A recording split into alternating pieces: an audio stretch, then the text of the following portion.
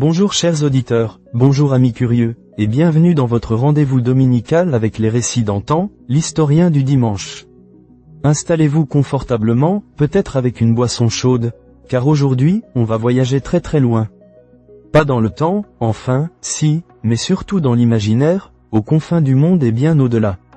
Aujourd'hui, nous allons remonter à la Genèse, à la toute première page de l'histoire du monde selon les peuples du Nord, les Vikings, et tous ceux qui, avant eux, ont peuplé les terres scandinaves.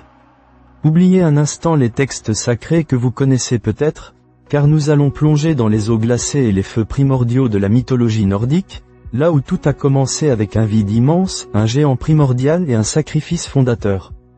Nous allons explorer la création du monde, la naissance des dieux, et l'émergence de la vie d'une manière que vous n'avez sans doute jamais imaginée. Alors, chassez l'image des dragons et des batailles pour un moment, car avant même les héros et les dieux que l'on connaît, il y avait le néant, mais un néant bien particulier. Imaginez, si vous le pouvez, un abîme béant, un gouffre sans fond, sans lumière, sans forme. On l'appelait le Ginnungagap, ni terre, ni ciel, ni étoile. Juste un vide insondable, une immense béance où rien n'existait encore. Vous imaginez cette immensité, ce silence absolu ? C'est le point de départ de notre histoire. Mais ce vide n'était pas complètement seul. À ses deux extrémités existaient des royaumes. Au sud, s'étendait le Muspelheim, le royaume du feu. Un lieu d'une chaleur insoutenable, gardé par Surt, le géant de feu à l'épée flamboyante. De là s'échappaient des étincelles, des flammes ardentes, une énergie créatrice et destructrice à la fois. C'était un monde de lumière brûlante, de lave et de fureur. Et au nord, à l'opposé, se trouvait le Niflheim, le royaume du froid et de la brume. Un lieu d'une obscurité glaciale, d'une humidité mordante, où les fleuves gelés s'écoulaient dans un murmure éternel, créant des couches de givre et de glace. C'était le monde des neiges éternelles, des brouillards givrants, d'un silence lourd et engourdissant. Ces deux forces, le feu et la glace, l'extrême chaleur et l'extrême froid, étaient destinées à se rencontrer. Lentement, inéluctablement, les rivières de givre du Niflheim commencèrent à déborder, à s'avancer vers le Ginnungagap. Et les vents ardents du Muspelheim portèrent leurs étincelles et leur chaleur vers le nord. Et c'est là, au milieu du Ginnungagap, dans ce vide primordial, que la collision eut lieu. Le souffle brûlant du Muspelheim rencontra le froid mordant du Niflheim. Le feu fit fondre la glace, et la glace tempéra le feu. De cette rencontre improbable, de cette danse cosmique entre les éléments contraires, naquit la vie. Les gouttes d'eau issues de la glace fondue, réchauffées par le feu, commencèrent à s'animer. Elles tourbillonnèrent, se condensèrent, et prirent forme.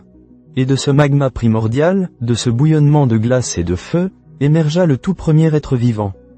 Son nom était Ymir. Ymir était un géant, mais un géant d'une taille colossale, d'une puissance inimaginable. C'était un être hermaphrodite, capable de se reproduire seul. Tandis qu'il dormait, la sueur de ses aisselles donna naissance à un homme et une femme. Et ses jambes, en s'entrechoquant, engendrèrent un fils, un géant du givre comme lui. Ymir était le père de tous les géants, les Jötnar. C'était une force brute, un être primordial, mais il n'était pas seul. Car le même processus de condensation créa une autre créature gargantuesque, la vache Audumla. Cette vache cosmique était aussi gigantesque que Ymir et, comme lui, elle émergea des glaces fondantes. Elle nourrit Ymir de son lait, des fleuves entiers de lait qui s'écoulaient de ses pieds. Et pour se nourrir elle-même, Audumla léchait le givre salé qui recouvrait les blocs de glace. Et voilà que l'histoire prend un tournant fascinant. Tandis qu'Audumla léchait inlassablement la glace, quelque chose d'incroyable se produisit. Le premier jour, en fin de journée, un cheveu apparut du bloc de glace. Le deuxième jour, après d'autres léchages assidus, la tête d'un homme se montra. Et le troisième jour, Audumla continua son travail, et un homme entier sortit de la glace. Cet homme était Buri, le tout premier dieu, le grand-père des dieux. Il était beau, fort, puissant, et bien différent des géants rudes et hostiles nés d'Ymir. Buri eut un fils, qui s'appelait Bor.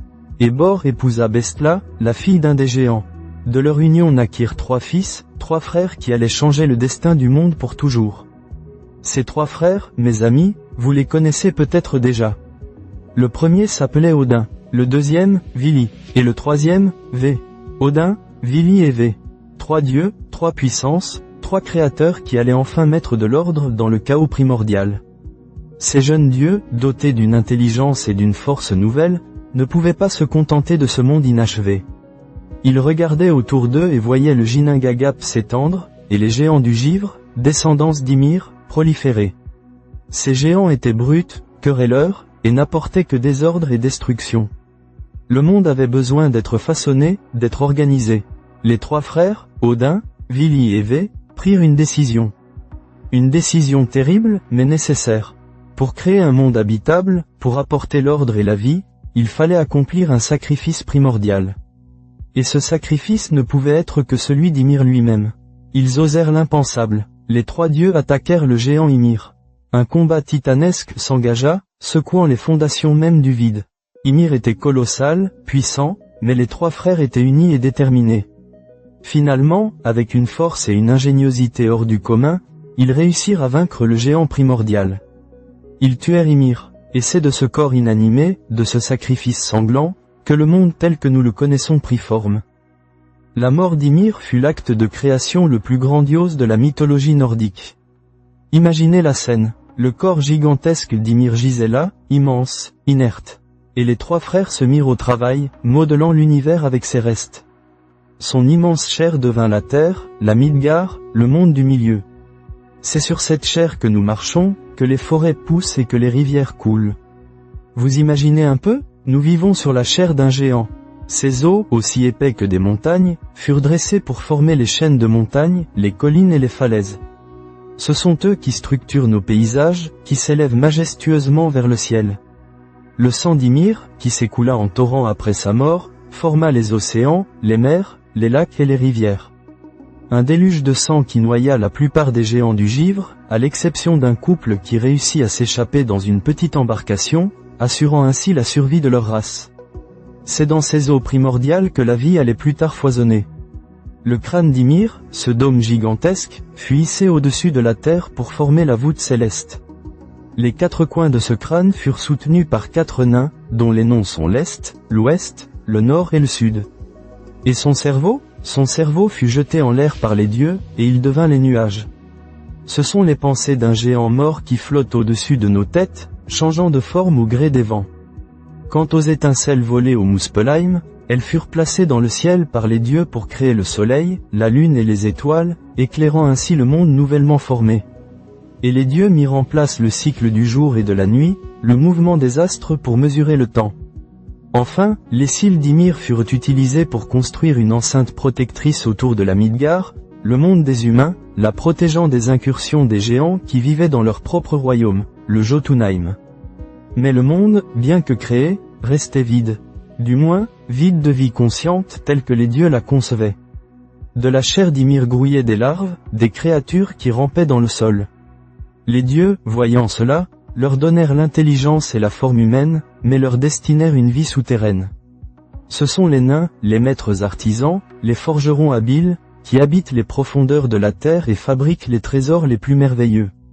Un jour, Odin, Vili et Vé marchaient le long d'une plage solitaire, fraîchement créée. Devant eux, deux troncs d'arbres gisaient, rejetés par la mer. L'un était un frêne, l'autre un orme. Des simples morceaux de bois, sans vie, sans âme. Mais les dieux y virent un potentiel, une toile vierge pour la création d'une nouvelle forme de vie. Odin, le premier des dieux, le père de toutes choses, s'approcha des troncs. Il leur insuffla la vie, le souffle vital, ce qui fit d'eux des êtres animés. Puis vint Vili. Il leur donna l'esprit, l'intelligence, la capacité de penser et de ressentir des émotions. Enfin, Vé, le troisième frère, leur offrit les sens. La vue pour voir le monde, l'ouïe pour entendre ses sons, et la parole pour communiquer. Et ainsi, de deux troncs d'arbres, naquirent les deux premiers humains. Ask, le premier homme, et Ambla, la première femme. Ils furent les ancêtres de toute l'humanité, et ils furent placés au centre de la Midgard, le monde du milieu, protégé des géants par les cils d'Ymir. Mais les dieux, eux aussi, avaient besoin d'un foyer. Et ils décidèrent de construire leur propre royaume, un lieu de splendeur et de puissance, au-dessus de la Midgard. Ce royaume, vous le connaissez, c'est Asgard. Relié au monde des hommes par un pont flamboyant, l'arc-en-ciel Bifrost, il devint le siège de leur pouvoir. Au centre de tout, les dieux plantèrent Yggdrasil, l'arbre-monde. Un frêne colossal dont les racines s'enfoncent profondément dans les 9 mondes, et dont les branches s'élèvent jusqu'au ciel, reliant toutes les réalités. C'est sous ces branches que les dieux tiennent conseil, et c'est par lui que toute l'existence est connectée. Voilà comment, d'un vide glacé, d'un géant primordial et d'un acte sacrificiel, le monde tel que nous le connaissons, avec ses montagnes, ses mers et ses habitants, a pris forme selon la vision des anciens nordiques. Une création violente, poétique, où la vie naît de la mort, et l'ordre du chaos. C'est une histoire qui nous parle de l'interconnexion de toutes choses, de la nécessité parfois d'un sacrifice pour qu'émerge le nouveau, et de la force primordiale des éléments. Cette vision du monde, mes amis, est bien plus qu'un simple conte. Elle est le fondement de toute une culture, de toute une manière de penser. Elle nous montre que la création n'est jamais vraiment achevée, qu'elle est un processus continu, fait de destruction et de renaissance. Elle imprègne les mythes des dieux et des héros qui viendront après, car tous sont nés de cette première grande histoire. Nous pourrions passer des heures à explorer les profondeurs de chaque détail de cette cosmogonie, mais le temps file. J'espère que ce voyage au cœur des origines nordiques vous a enchanté, qu'il a ravivé votre curiosité pour ces récits puissants et intemporels. La prochaine fois, peut-être nous pencherons-nous sur les péripéties d'Odin, les ruses de Loki, la majesté de Thor, ou les mystères du Valhalla. Il y a tant d'histoires à découvrir dans ces mondes anciens. C'était l'historien du dimanche, votre conteur d'histoires anciennes. Prenez soin de vous, et à très bientôt pour une nouvelle plongée dans les profondeurs de l'histoire et des mythes. Au revoir.